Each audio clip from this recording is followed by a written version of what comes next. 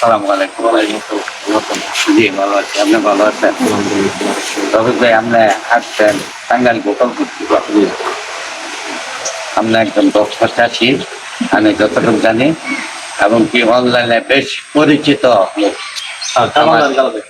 কামাল ভাইয়ের মাধ্যমে বেশ পরিচিত, এবং কি কামাল ভাইয়ের সাথে আমার যতটুকু সম্পর্ক পারিবারিক একটা সম্পর্কের মতো আপনার সাথে।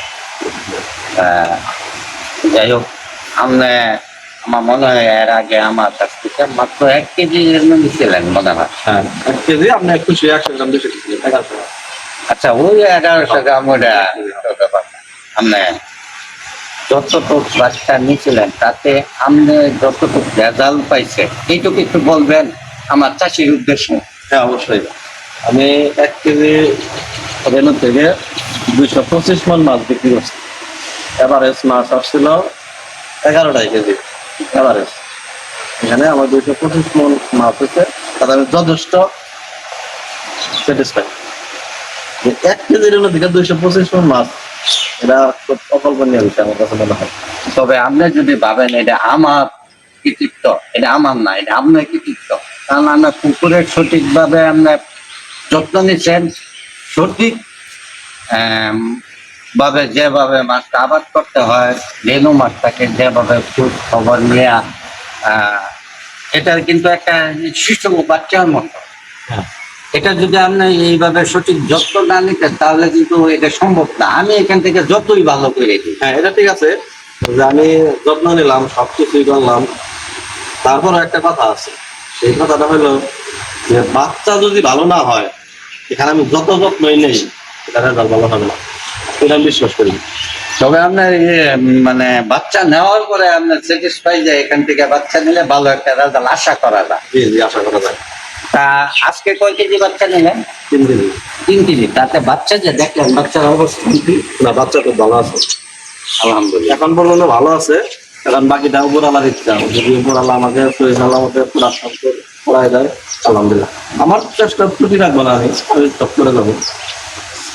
ভাই, আমার জন্য দোয়া করবেন, আমি আপনার জন্য দোয়া করি। আপনার কাছে আমার একটা আবদার রইল, এখন মানুষ অনলাইন মুক্তি।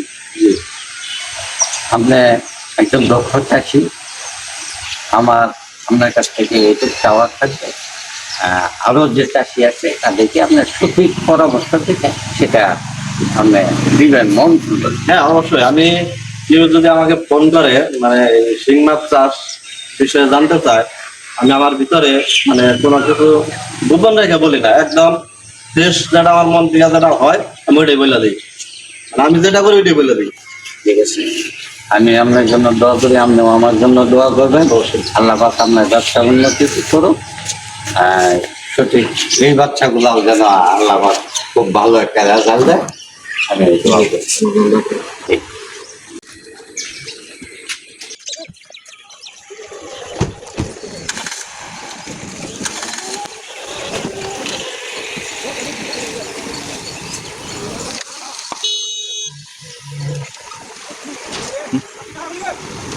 মারুল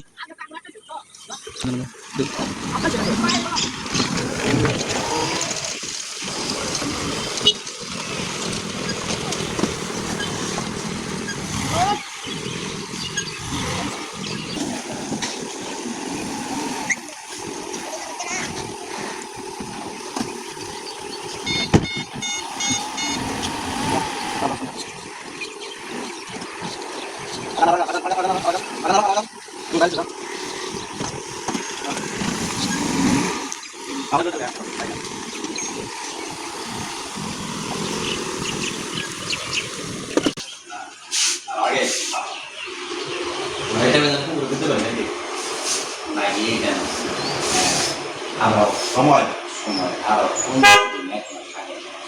বুঝতে পারছি, আমাদের ইয়ের কারণে